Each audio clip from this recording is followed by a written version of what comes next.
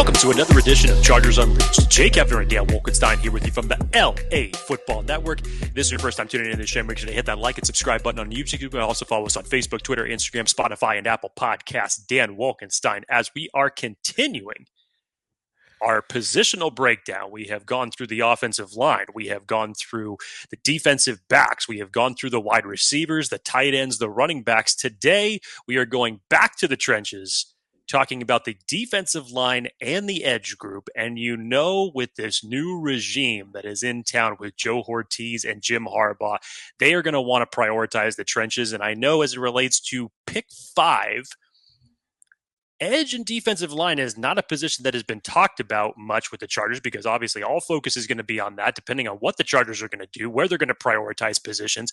But when we're going to go through this, I think there's going to be a new sense of, I don't want to necessarily say urgency, but possibly urgency, given who's on the roster, how much spending money the Chargers can possibly bring in, spend to bring in an outside free agent, maybe just as a stopgap option. How are they going to build to pair with Tuli Tuipulotu? What is this edge room even going to look like by the time that we get to the 2024 regular season? So a lot of question marks. Excited to dive into this and break everything down. But of course, before we do that, Dan Wolkenstein, sir, how are you?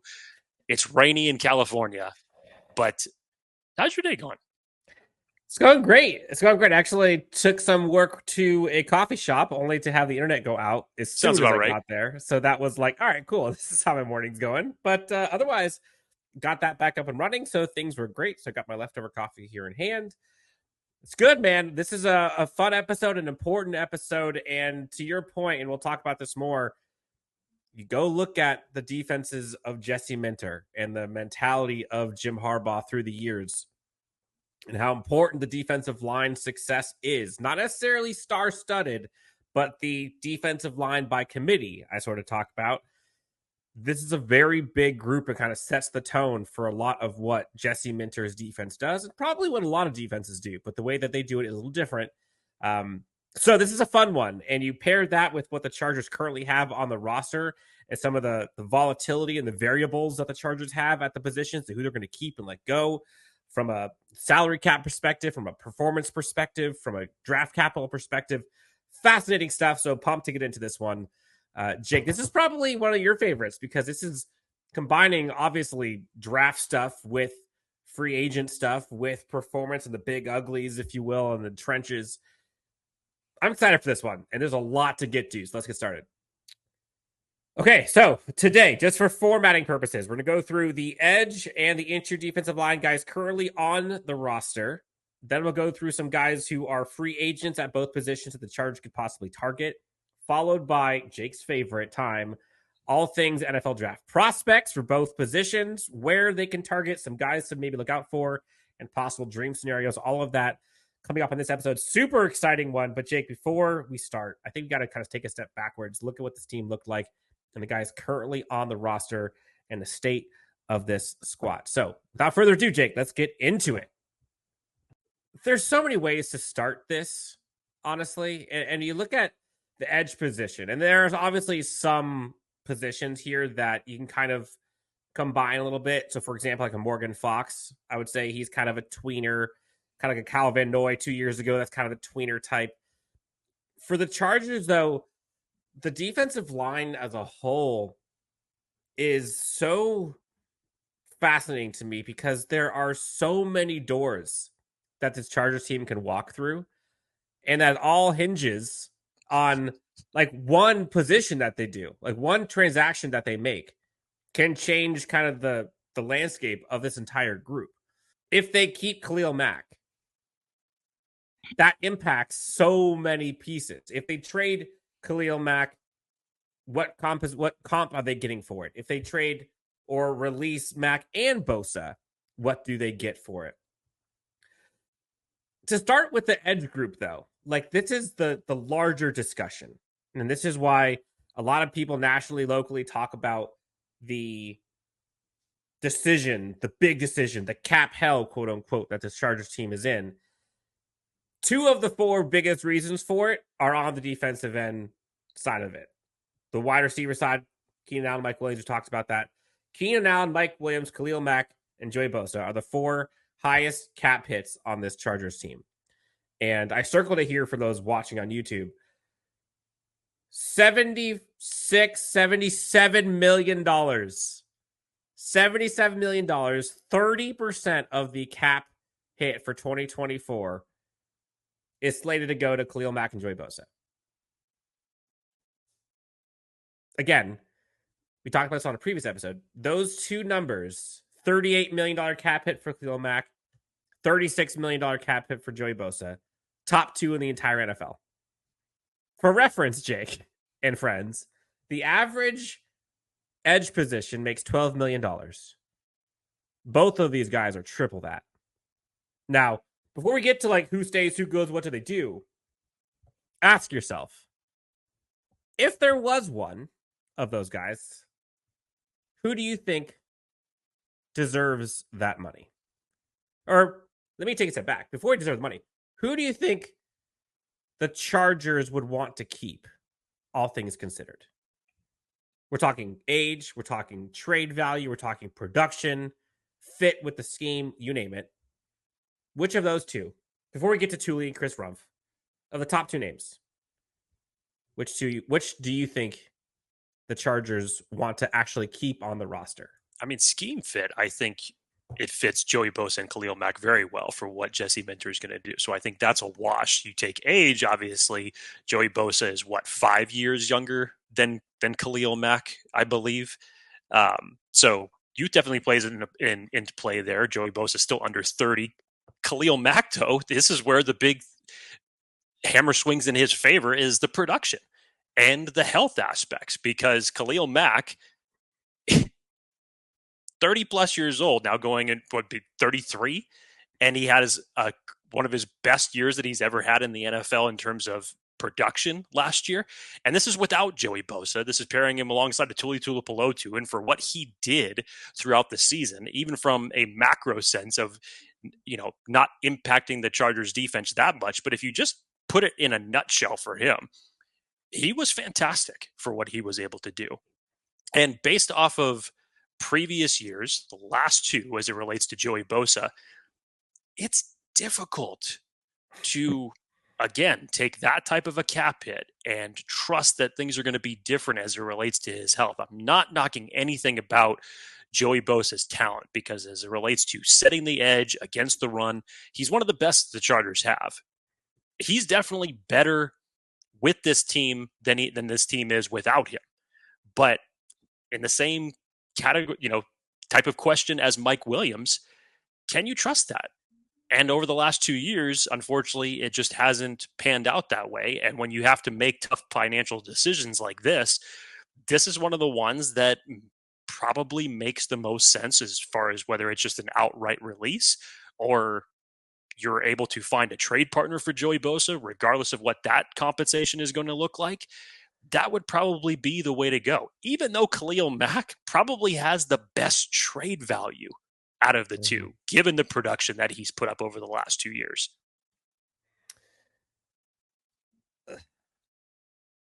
I'm so torn on what to do with this position as a whole. And again, the guys who are on this current team that are on the slate roster 2024, the only 4 are Mack and Bosa, Thule, and Chris Rumpf. That's it.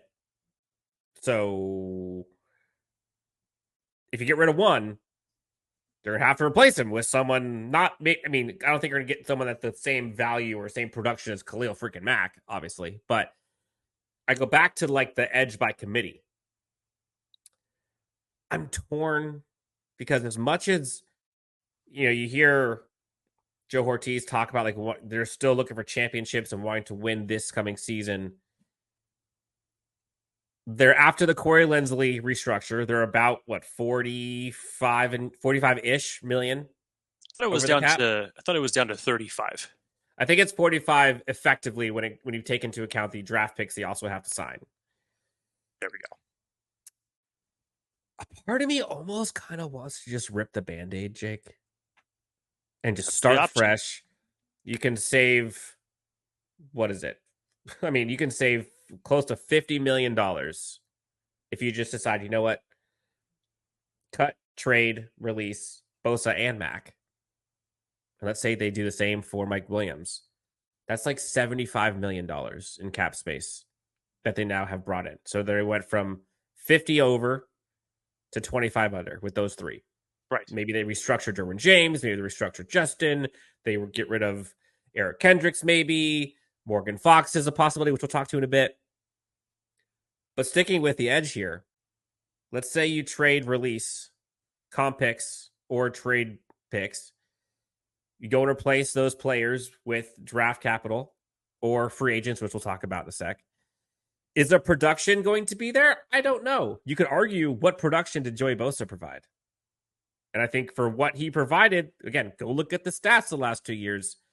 You can probably get a defensive end or edge that could do the exact same production for literally a tenth of the price tag. Ripping the Band-Aid off, Dan, makes a lot of sense.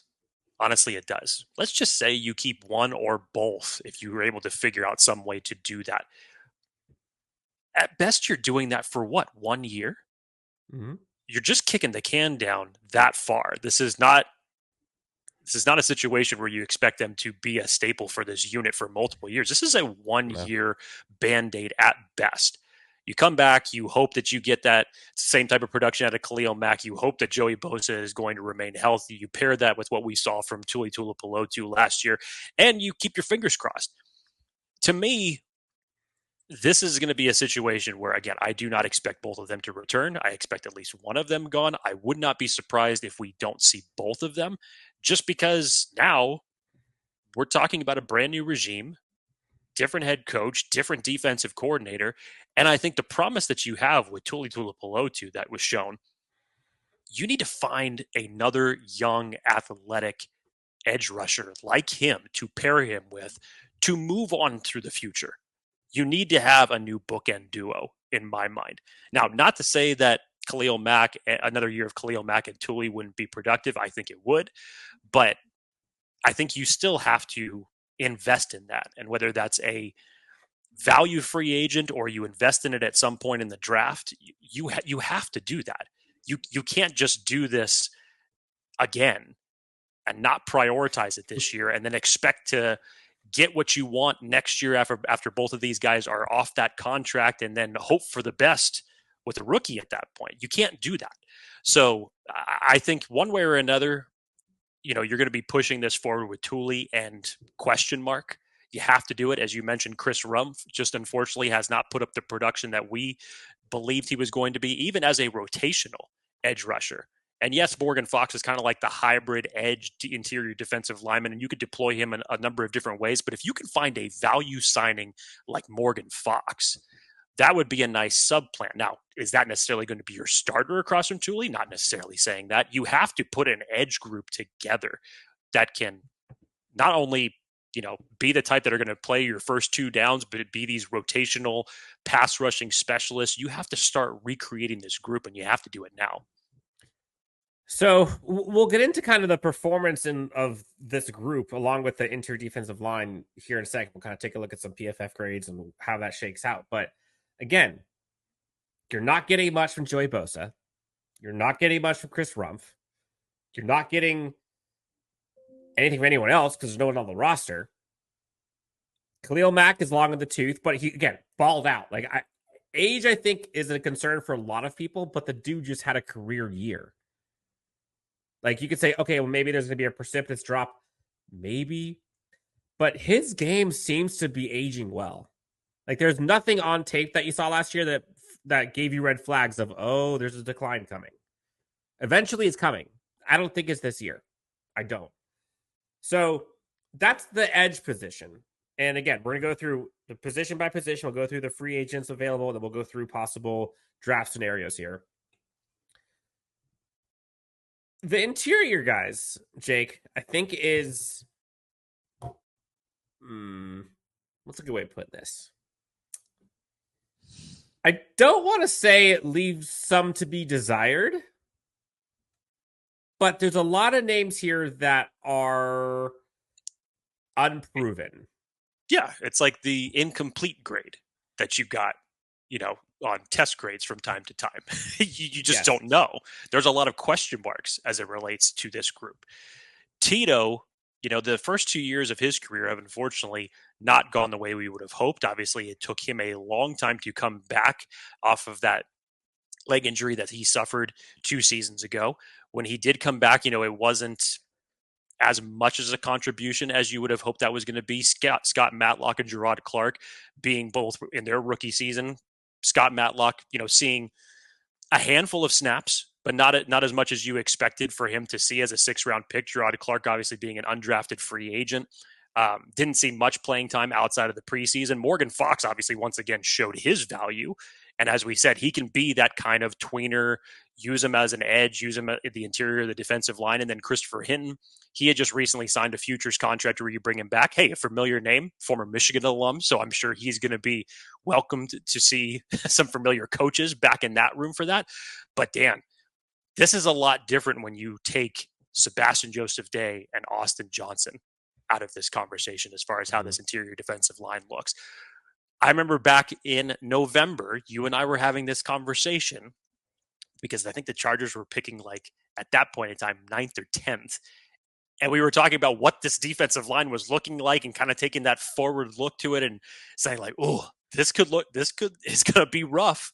At some point, the Chargers are going to have to invest in this. So just like the edge position, whether you're able to find a low-level value signing or go out and prioritize it in the draft, there are some guys that you can go out and look at as far as what you're going to need for Jesse Minter's defense. It's not the best interior defensive line class that a lot of people were expecting, but in terms of getting guys that can fit the mold of what it is that you want to do, yes, there are some guys that you could target in that circumstance. And the names that we showed there, like Chris Hinton, Gerard Clark, those are practice squad guys. Like, these guys aren't on the actual roster. Like, the only 3 names on the roster for 2024 right now are Morgan Fox, Scott Matlock, and Tito. That's it. And with Morgan Fox, remember, he was brought in as like a deployed, like, specific scheme fit for Brandon Staley's defense. He was with the Rams, came with the Chargers. I think he has like a $4.75 million cap hit this year. They could save, I think, $3.5 million if they release Morgan Fox. I don't think Morgan Fox fits Jesse Minter's defense. If I'm being honest, I don't. So really, you're looking at Scott Matlock and Tito, and then Gerard Clark, Chris Hinton. Maybe they bring back a Nick Williams. I don't know, but like, that's thin. That's very thin in a position that has to be thick, literally and figuratively. Yes. So we're looking at an edge group that may need at least 1, maybe 2 edge, maybe 3 if we're talking depth. Interior probably needs 2 minimum, probably 3 or 4. That's like 4 or 5 positions that have to get filled somehow. Free agent, or draft, or trade. And that's just the defensive line. That's scary. Jake, before we get any further, gotta pay the bills. Let's talk about our friends.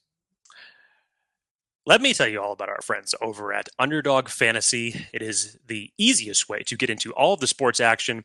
Underdog Fantasy and their pick'em game, just pick higher or lower on your favorite or list favorite players' stats, and you can win up to 20 times your money in a single night.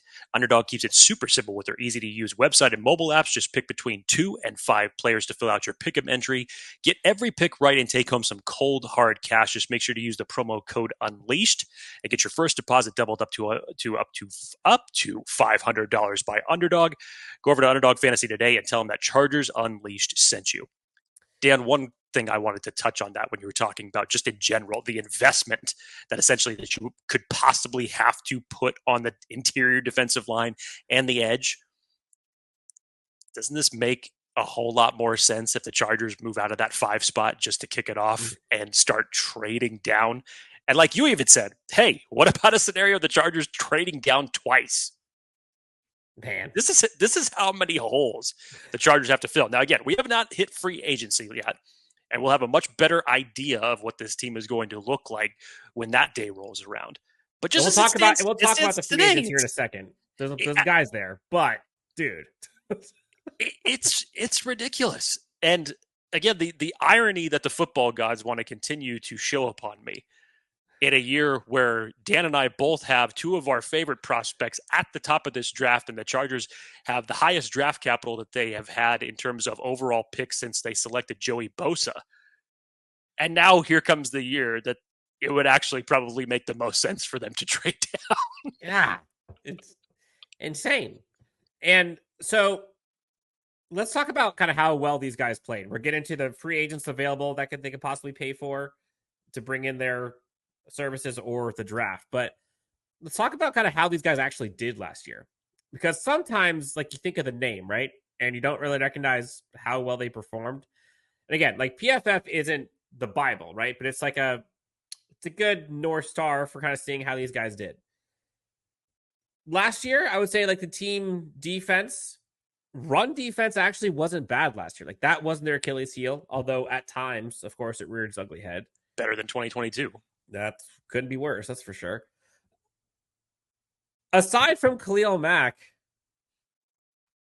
there really wasn't much pressure sustained by this defense, like, production-wise. And so I wonder, like, we look at some of these guys, like Khalil Mack and Thule, right? We're looking at run defense. Those are the top names. 90.8 for Khalil Mack, Thule with the 88.4. Like, that's good. Look how far down you got to go before you get to Joey Bosa, who's at a 70 in run defense. 70. Thule had an 88. Joey Bosa had a 71 run defense. Pressure-wise, let's look at that. Khalil Mack, number one there too. Joey Bosa down there at 80. Is Joey Bosa worth that? I don't know. Look at tackling. Chris Rumph is there, I guess. He had a grand total of 100 plays. I don't necessarily know if you're really comfortable with that. Defensive grade overall. Khalil Mack standout, obviously. Joey Bosa, 13 points lower than him at a 78. You have to scroll down quite a bit. Thule's number 8 on the team, 71. Got to keep scrolling, keep scrolling, keep scrolling, keep scrolling, keep scrolling. Still going. SJD not on the team. Nick Williams at a 59. Chris Rumph, 58. Morgan Fox, 58. Chris Hitton, 56. Tito had a 50. Tito didn't play much. He was hurt a lot. How do you feel about that? How do you think Jim Harbaugh feels about that? Not the best. Not the best. Not the best. And Jake, you kind of warned me going into this episode. It's going to make you kind of rethink how much of a priority this should be in the draft or free agency. Because so much of the conversation, you and I, obviously, we're part of this. Oh, Malik Neighbors, wide receiver, at 5, gold. Brock Bowers, tight end, 5, gold. Trade back to 8, Roma Dunze, Terrion Arnold, Nate Wiggins, gold. You don't really hear many people talk about interior and the edge from the first round for the Chargers. It might not be what people want, and it might not be what they end up doing. But, Jake, you had said to me, it's probably a position or a group, edge and interior, that gets selected and taken care of with more capital than maybe folks are expecting. So brace yourself here. Yes, 100%. And to the fact, I know that we're going to get to the draft prospects in a little bit, but I'll bring this up now, considering your talk about where do you prioritize this, and it makes you think, as far as with everything else that we have talked about as it relates to what the Chargers are going to do come April. Where are they going to prioritize this? Well, Dan, here's a fun fact for you. When Joe Hortiz was the Baltimore Ravens, you look at 10 of the last 11 years, going all the way back to 2013. 10 of those 11 years, either an edge or interior defensive lineman was taken within the first 4 rounds. They made sure to prioritize the defensive line, whether it was interior or on the edge, 10 out of the last 11 years. In the first 4 rounds. In the first 4 rounds. Regardless of what the year was, whether it was in the first round, second round, third round, fourth round, they prioritized it 10 out of those last 11 years. So something to think about in terms of heading into this year. And again, we talk about as much holes that are on this roster and how many that you need to fill. God, trading down just is making so much sense day by day. Yeah. And think about this, like introspectively for folks watching or listening, for folks who have done those mock drafts that go to rounds 4 and 5, listening to what Jake is saying about how Joe Ortiz has historically drafted, how many of your mock drafts have an edge or interior defensive lineman chosen in the first 4 rounds? I'll be honest, not a lot of mine. Because I'm sure it shifted but around like December to then when we got to January, February, things were moving way over here. Yep. And I even remember where my brain was at in November. Mm-hmm. It was on the interior defensive line. And obviously that's shifted dramatically. But yeah, it's been a minute since I've really thought about where the Chargers are going to prioritize this. And when you break it down like this,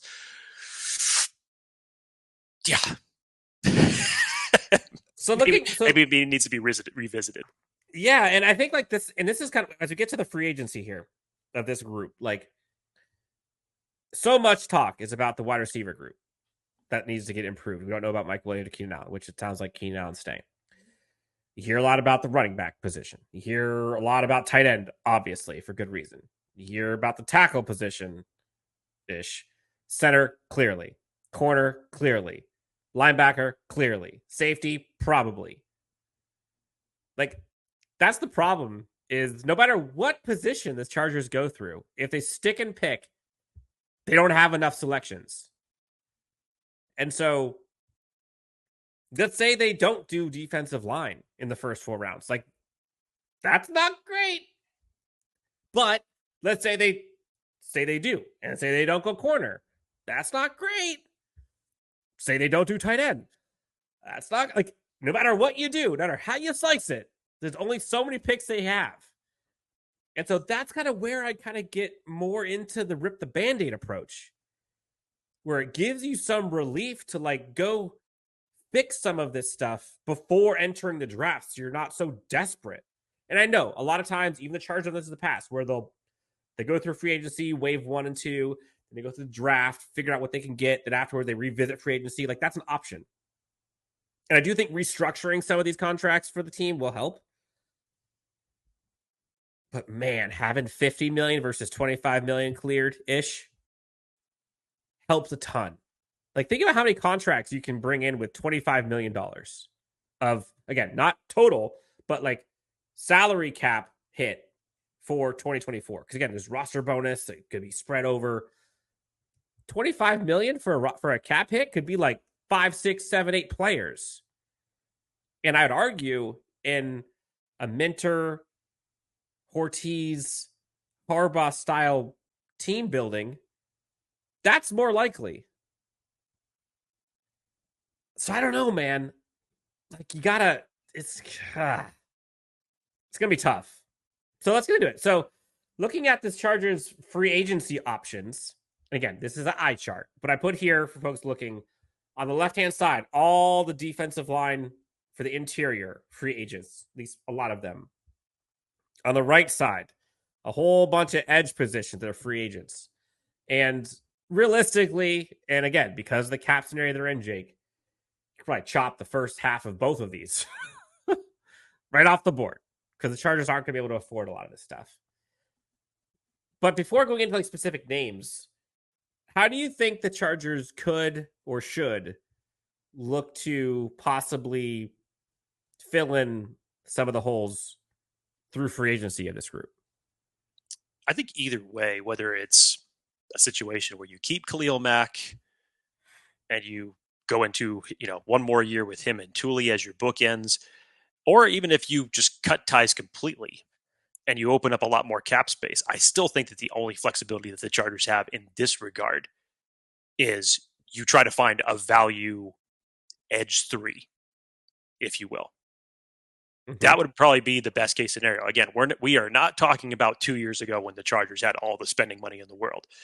We had this conversation on our live chat on Saturday this past week, and someone had suggested, it's like, oh, what if the Chargers can go out and sign Brandon Ayuk in free agency? And we said, you can't supplant a problem if you're going to get rid of Mike Williams and then go out and spend that big money again on a Brandon Ayuk or any other type of wide receiver.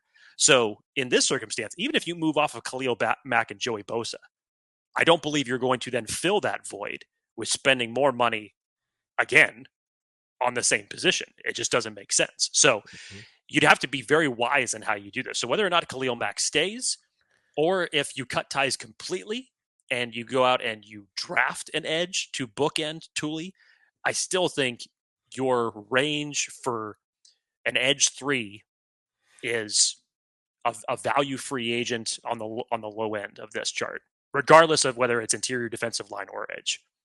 Yeah, I mean, realistically, like looking at some of these names, let's start with like the interior guys. Like Chris Jones, no. Justin Madubuike, no. Christian Wilkins, would love it, but no. Leonard Williams, no. Like there's a bunch of names here that sound wonderful. I just don't see it happening. Like I think you're going to have to kind of look towards the bottom side of this. Again, we're looking for like value players. Like I think you can look at, I don't know, like a David Bada, which he's going to get re-signed. He's the ERFA. Lawrence Guy, older veteran, probably not going to happen. Hassan Ridgeway, that's a possibility. Maybe do like a rental with Shelby Harris for a year. Don't know. Quentin Jefferson, possibly. Maybe. I don't know. For the edge position, kind of to your point, like there's names here. And I don't think I realized until we kind of went through this, like how many edge positions are going to be hitting free agency. Like the big names, you got Brian Burns, 25, like the guy's a stud. You're not affording that. Josh Allen, no way. Danielle Hunter, no way. Chase Young, like you could cross all these names off the board. But there are some names that I kind of am curious about what this team could do with them and how much they'd actually go for. Like I don't know what the value is going to be for like the underbelly of the free agents available for this Chargers team in free agency. Like Jatavian Clowney, I'm not sure what he's going to be going for. Leonard Floyd, up in there in age, 31 now, but maybe you could take a flyer on that. I don't know. Andrew Van Ginkel, I like him. I think he's good. A lot of people have talked about Josh Uche. Yeah, that's going to be tough to squeeze into the cap space they have. A name, though, that came up, Jake, that I am curious, and we both really liked him coming out. What would you think about like an AJ Epinesa signing? I don't know what the price tag would be. Let's say it like, I think I saw the value is projected to be like $5 million. Do you think they can squeeze that in? Yeah, as an edge 3, that, I mean, God, just think about where your cap money has gone in that circumstance from Bosa and Mack. If hypothetically they're both gone, it'd be edge 2 then. That'd be edge 2. I mean, I still think that you would prioritize edge because you have to get younger. You have to start getting younger to pair with Thule moving forward. So agreed. I still even think that at that type of a price tag, that would be your edge 3 or edge 4, depending on how the Chargers would utilize Morgan Fox if they ultimately keep him on the roster. But yeah, I don't think that you're going to find your starting edge 2, because if that's the case, if you're going to go edge 2 and you're going to go with a veteran, then maybe it is the best case scenario in terms of production, familiarity, that you rework Khalil Mack's contract and that you kick that can down the road for one more year. And you have one of them. Keep one. Right. Yeah. And you have Mack and Thule, who together were pretty nice compliments to one another throughout last season. You still prioritize edge in the draft. You get kind of the guy that you see a future in that you could bookend Thule with. Again, there's a lot of different avenues that the Chargers can go in this circumstance. I think if it was up to me, and I know like unfortunately, it's a business, and there are going to be people leaving. It happens every year. There are going to be people leaving that you have to kind of take away the emotions of it. If it was up to me, if I had my choice of how to manage this, I think however they do it, trade, cut, really, whatever. I think Joey Bosa, in my opinion, odd man out. I think he's gone. Save 23 million or so there. I think if you can restructure, add void years for Khalil Mack, you could probably save, I think, like 15 million in cap space just by restructuring it. Add another year or two. Give consistency for him and Thule. Bring in through draft or through free agency one of these guys. And hell, if you did like AJ Epinesa, you can do a longer term contract there. I mean, he's only 25. So that's an option. Like that could be your long term fit for Thule. Who knows? That's not bad. That's not bad. Like the drop off of production is so much better that way than if you were to rip the band-aid. But again, like that's where I'm maybe giving a bump to Harbaugh and Minter and Ben Herbert as a strength and conditioning guy to like get the most out of the talent they have and to bring up the talent level. Do they need like the star-studded defensive line? I don't know. That they haven't had it in the past. And look what they've done. Look at that Michigan defense the last 3 years. Top 5 in basically everything. And aside from Aiden Hutchinson, who are the edge players they've had on that squad that have gotten drafted? So you've got a couple this year that are going to get drafted. That's edge. For sure. Yes. Edge. Yes. But like, no, okay, they have guys getting drafted, but who's getting drafted? Not first round talent. Yeah, yes. Exactly I mean. Yes, I got that. Guys. But yes. So, Jake, smooth transition for you then. Now we get to talk about the fun stuff. All things focused now on the 2024 NFL Draft. Now, we'll start with the edge position here since we started there earlier, but a lot of names. And I remember Latu, like 2 months ago or so, he was like edge 1, 15 overall, hell, 10 overall. People were saying, dude, yes, him. Things have kind of simmered a bit there. But overall, there are some edge options. And again, like it could be day 1, it could be day 2, but history says it's rounds 1 through 4. Jake, what are your thoughts on edge class, types of edge, maybe some possible players to look for that would fit? God, I know that we're not including names like Jared Verse and Dallas Turner, Chop Robinson into this conversation, but Latu is just... I like him. I love what I see from Latu. And of course, this would be, your trade down scenario. If you find yourself going back from 5, you go back to the teens, and depending on what the roster looks at that point in time, can you just imagine what this edge group would look like if you had Latu and Thule bookending this defense? Because both of their traits are so similar in terms of their motor, their constant go to the football. Latu, who just attacks with such power, great handwork.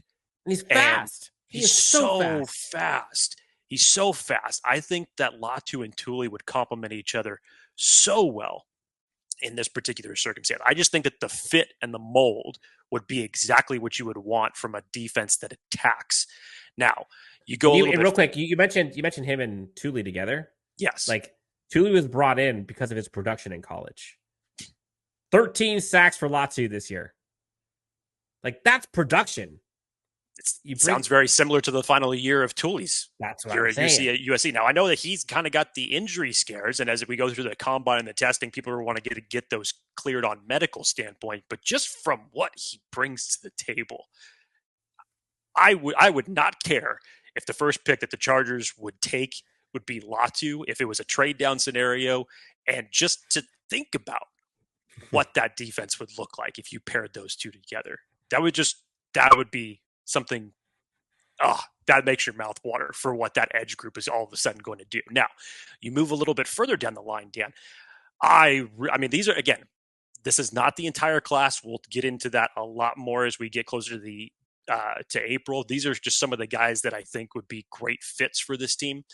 Jonah Ellis out of Utah, Dan. I love what I see from Jonah Ellis. And who knows where his draft stock is going to be come April, but 37 tackles, 12 sacks, 24 quarterback hurries, 1 forced fumble. He kind of a lot like Latu plays with that seek and destroy type of mentality.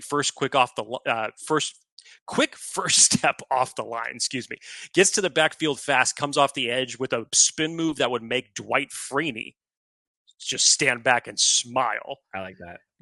Could power through shed blocks with ease to get to the quarterback. I really like what I see from Jonah Ellis.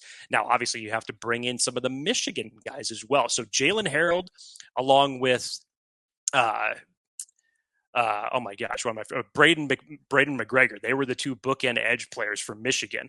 And I think from what you see from Jalen Harold, I really likes, again, another guy who's got a spin move. But he comes off the edge with speed, sets the edge well against the run, diagnoses plays very well, has a lot of high football IQ when it comes to finding the football. I like what I see from him. We still have the line at 2 Michigan players that the Chargers could possibly take, and Jalen Harold could possibly be one of them. Last one on our slide, Dan, is Idisa Isaac out of Penn State, who Jim Harbaugh should be very familiar with, considering when Penn State played them, he had a great play versus Michigan on J.J. McCarthy when he shed a block and got after him. But in total, Dan, listen to this. Again, I know we talk about Chop Robinson a lot, but this was essentially the bookend. 37 tackles, 7.5 sacks, 1 forced fumble, 1 forced fumble, 1 fumble recovery. He's just a flat out disruptor. Another guy with a quick first step, great pass rushing abilities, sheds blockers quickly to get into the backfield to stop the run, shows a nice bend coming off. So he's got a multitude of different pass rushing skills that I really like. So again, this is just 4 guys that we're talking about in this circumstance, but I think that any one of those 4 would be a nice complement to this defense if we're talking about starting over, rebuilding your edge group, and moving forward with a guy to bookend Tuli Tuipulotu. So, realistically, though, I think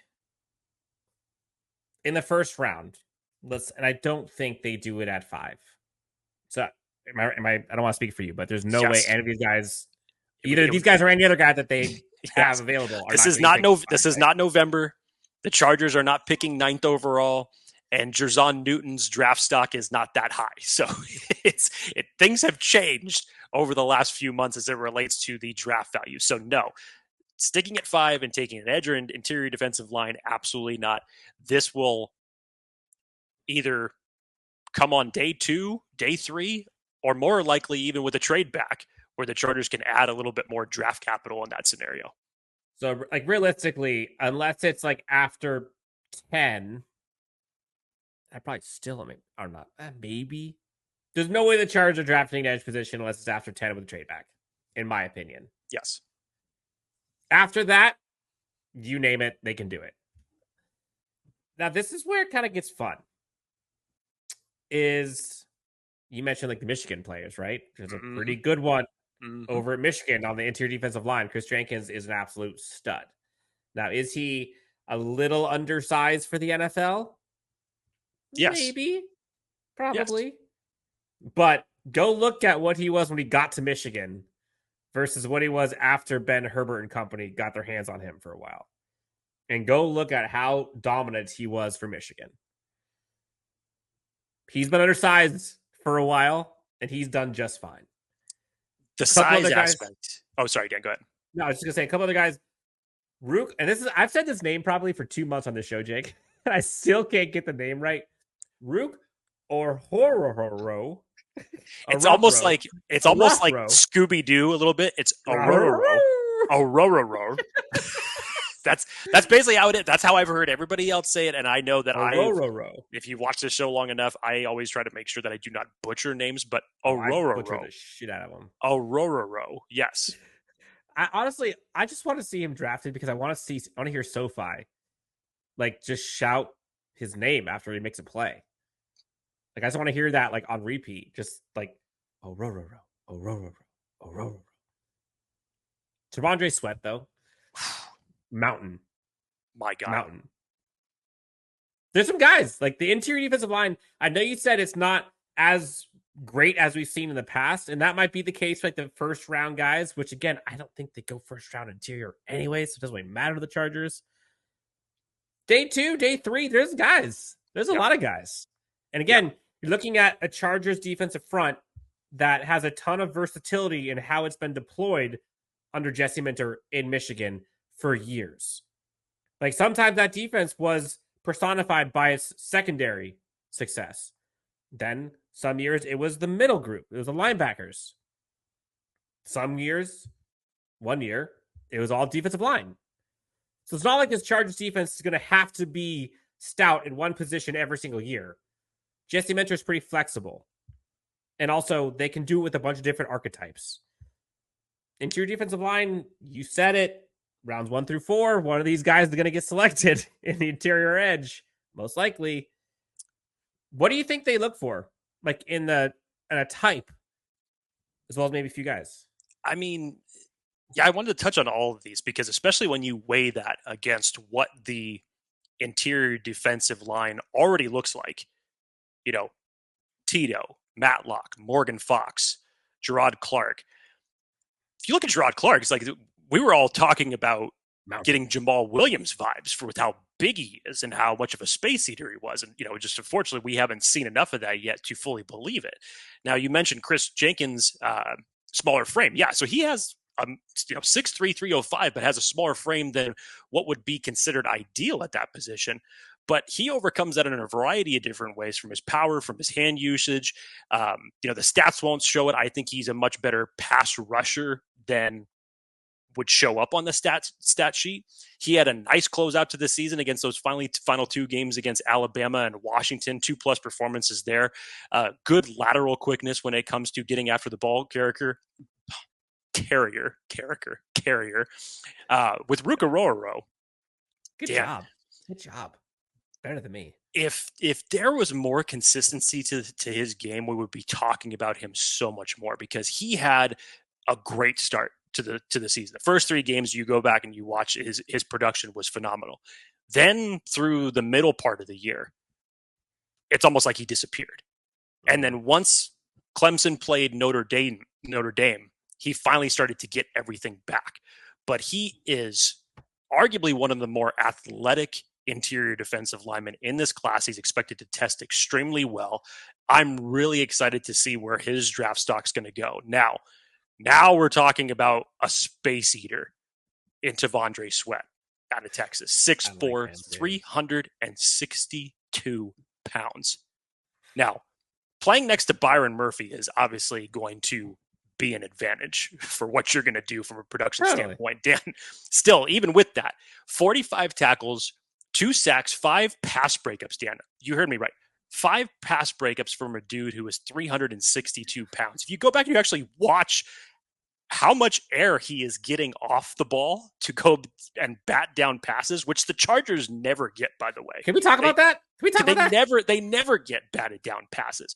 But he is just an absolute space eater. He's a brick wall against the run. Deceptively explosive of a player of his size. I'll be interested to see when it comes around to the combine if he's still going to be at that 362 weight, because that's the biggest question mark for him.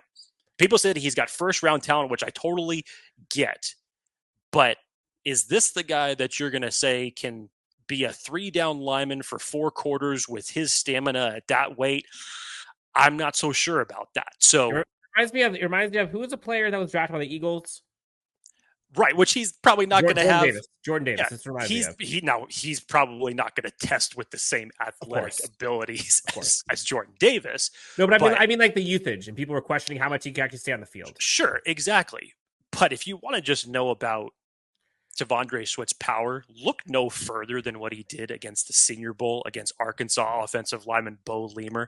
I mean, talk about just getting manhandled. Sweat took him 5 yards backwards. Lemer didn't have a chance, and he was put down on the ground. So he can move bodies. Again, the biggest question mark with him is going to be his consistency. Can his motor last up those through 4 quarters? And is he going to be able to be that piece that you can build off of? Now, if we're talking just, again, what we compared for size-wise for what the Chargers have in that interior defensive room, T'Vondre Sweat would be a nice addition, physically and literally, to that defensive tackle room. Now, again, another guy that we have on here that I wanted to talk about is Brandon Fisk. I want to call him, Braden Fisk. I want to call him Braden Wilson Fisk, because he just plays angry like Wilson Fisk from Daredevil. Production was better for him in 2022 than it was in 2023. Still finished with 43 tackles, 19 hurries, and 6 sacks. He explodes off the line, Dan. Plays with that hair on fire mentality, can penetrate through an offensive line very, very quickly. He had a play against Louisville where literally it's just blink and you miss it with how quickly he gets into the backfield and stops the running back for negative yardage. That play alone is probably what highlights his best traits. His off the ball quickness, his handwork. He just had a great week of practice at the Senior Bowl. I'm excited to see what he's going to do at the Combine. His draft stock could definitely be on the rise. Yeah. When you talk about T'Vondre Sweat though, dude, like that's my guy. I think that's like on the defensive front, that's the one where I'm like, I know there's question marks about how much he can be utilized. I don't care.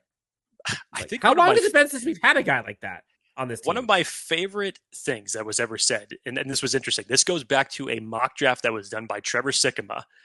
This was in November, very end of November, I think just after Thanksgiving, where the Chargers at that point in time were picking 9th overall, and he had the Chargers. This was his first 3 picks, by the way. He had them taking Jerzon Newton, 9th overall. He had them taking Quentin Mitchell in the 2nd round. That was back when Quentin Mitchell's draft stock was reasonable for the 2nd round. Yeah. Now, kiss that goodbye. And then he had the Chargers taking T'Vondre Sweat in the 3rd round. And he said the reason that he was doing that is he said, I like my Chargers defensive line like I like my Chipotle, double beef. Yes. Which with 2 C's. You don't even need 2 defensive linemen to get double beef. T'Vondre Sweat is double beef in it of itself. So that's how much space he eats. Yes. Yeah, and again, like you talk about being able to bring in guys that can be deployed for like specific situations. And that guy's one of them, man. Like he is just a space eater. He's not going backwards. And he's a disruptor. And he's like one of those alpha type players and brings size that this defensive front just doesn't have. Like Gerard Clark, I guess you could say is that, but how much has he proven or played? Sounds nice. I will say, Tito Agbonia is a freaking man. That guy is so big and he is underratedly huge. I talked to him at Radio Row and I'm like, this guy makes me feel like I'm 4. Oh, when we saw him walk past during the Rock Solid Sports memorabilia sign, I mean, we were sitting down, but even still, that was a big man that walked right past us. Yeah, and they say he's listed at 6'3". There is no way. Like literally the top of my head, and I'm like 5'9", 5'10"-ish. The top of my head goes to his neck. His whole head is above me. So unless his head is 5 inches, which that's not the case, 6'3" is, or I'm 5'4". That's not the case. I know that. It's just not that. Well, you're definitely not 6'2", Dan. So no, I know. I'm not 6'2", 240, guys. Come on, let's be real here. So there's a lot of ways that they can slice this. There's a lot of different, like big question marks about how this team can kind of move forward. I guess maybe the last question for you, Jake, is like when you're looking at this from a 50,000 foot view here. How would you kind of stack, or would you kind of organize how to fix this line?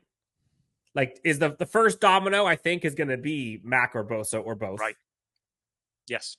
After that, what comes next? Is it then, like, I guess, do they trim everything inside first? They figure out if they want to keep Morgan Fox and save the $3.5 million. They figure out the Mack and Bosa stuff, and then they move to free agency.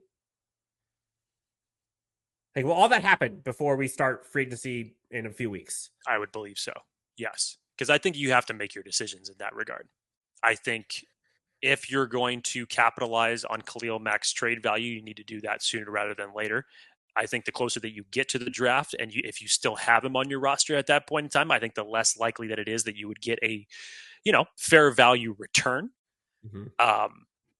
So I think that all those moves are wrapped up well before the NFL draft. And I say that not just from that standpoint, but again, to help out your new coaching regime as well. If this was still Brandon Staley, Tom Telesco, you may be able to get away with a couple more weeks of that just because of the familiarity that you have. But now if we're talking a new coaching regime, I think they would want to have their plan set exactly with what they want to do prior to that draft with as much time to prepare as possible. So yes, I think you figure all this out. And this is even true still for all the moves that need to be done on the offensive side of the ball on top of that, circa Keenan Allen, Mike Williams. But yeah, you figure all this out. And regardless what position we're talking about here, whether it's interior defensive line or edge, it's going to have to be a value body that you put into there. It really is.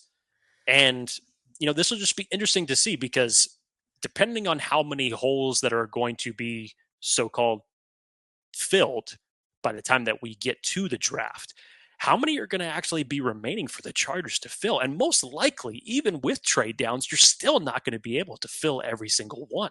No.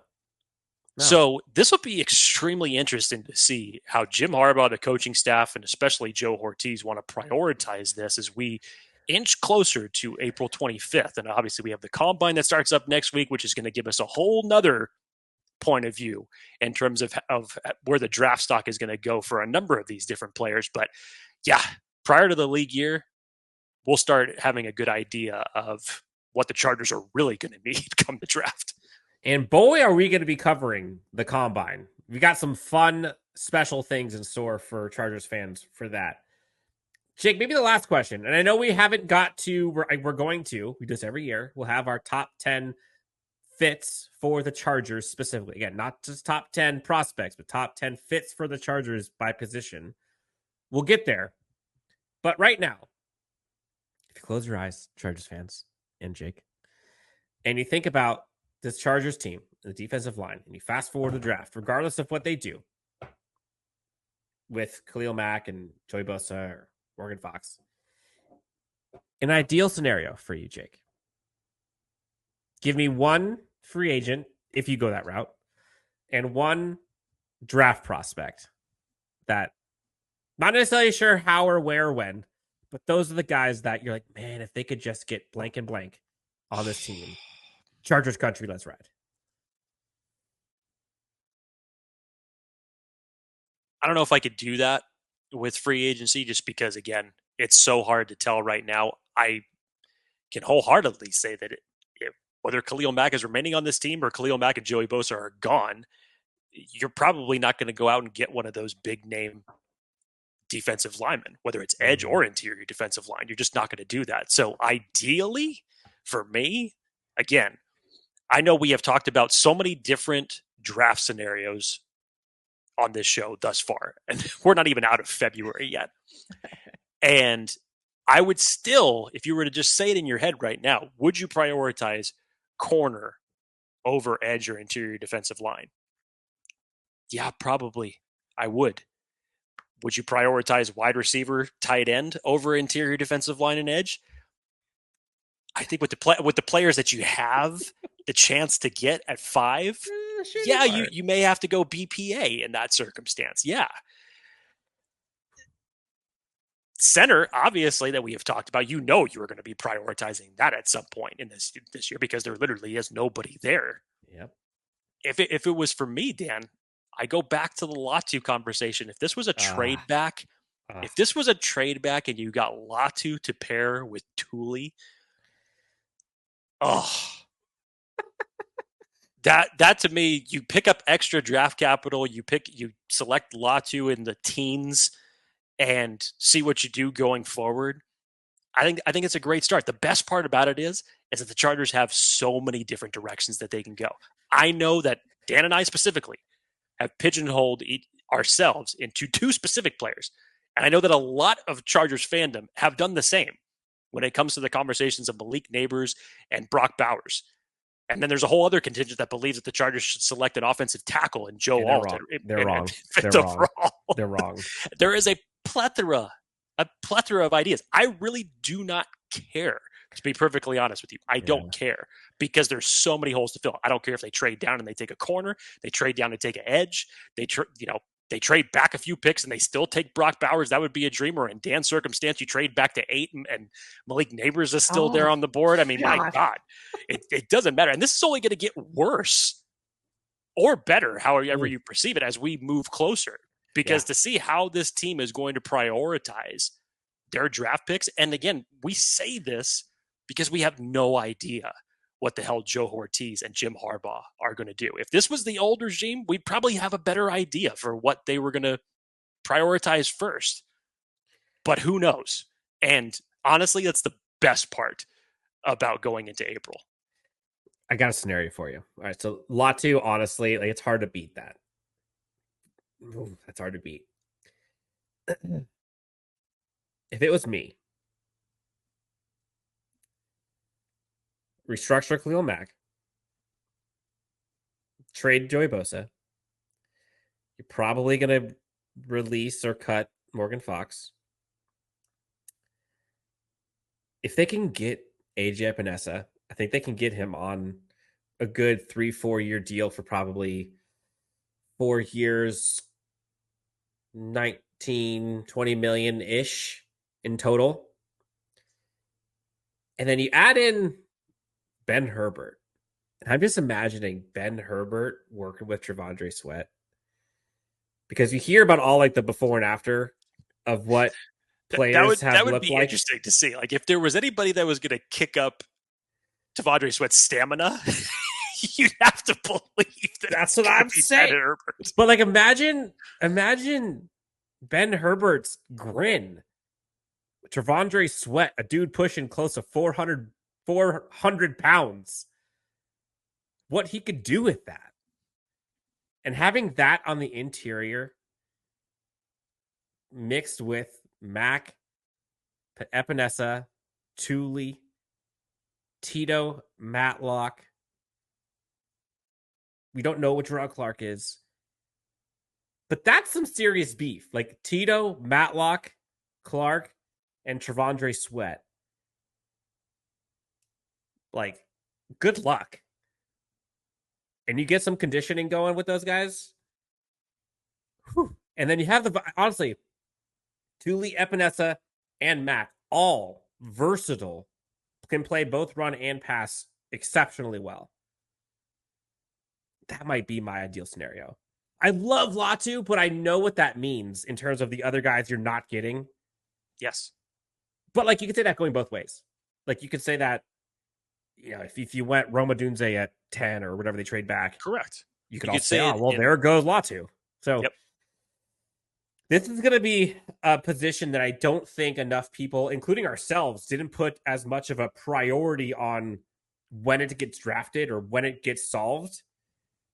But it's a big one. And it doesn't just get solved when you cut or trade Mack and Bosa. That's just the tip of the iceberg. Or hell, that's probably the base of the iceberg, if we're being honest. So that's it for edge, interior defensive line. It went a little long here, but I think that's by design. Jake, anything else we missed on this group? Any words of caution you want to give the Chargers fans as we continue on between now, combine, free agency, draft? I mean, words of caution? I don't have to be words of... I would probably just say... And even I have to learn a lesson in doing this as well, because think about just the past few drafts that the Chargers have gone through. And when we get to that point of the player, the target, the priority, all that type of stuff, a lot of us had our guys in our head last year in terms of the wide receivers that we felt that the Chargers were going to go. They went a different direction. We've had that other years as well. Some years we've gotten that. Other years it hasn't been like that. But now for the Chargers having the highest draft position that they have had since they took Joey Bosa. And Joe Ortiz at the helm, which look at the Ravens and how many times you've seen that draft class and say, how the hell did they get this guy to fall in their lap? Exactly. So I would just say, don't entirely hitch your wagon to one person and just enjoy the ride, because I feel like the Chargers are going to go on one come April 25th. We got to buckle up, strap in, because this roller coaster is going to be going fast and the ebbs and flows are going to go crazy. But we will be here for all of it. For Jake Hefner, you can find him at Jake T. Hefner, myself at Dan W. Sports. Again, we've done a bunch of positional value as well as positional breakdowns on a lot of these. I think the only one we have left, I believe, we're not going to do quarterback because, come on. No, we got to get into all the dog play. Are we trading? Are we trading for JJ McCarthy? No, obviously not. The only one we have left is the linebacker spot. So we'll get to that one. I believe we're going to try to do it before the combine. So sometime in the next week. Until then, we'll talk to you guys next time. Chargers Unleashed.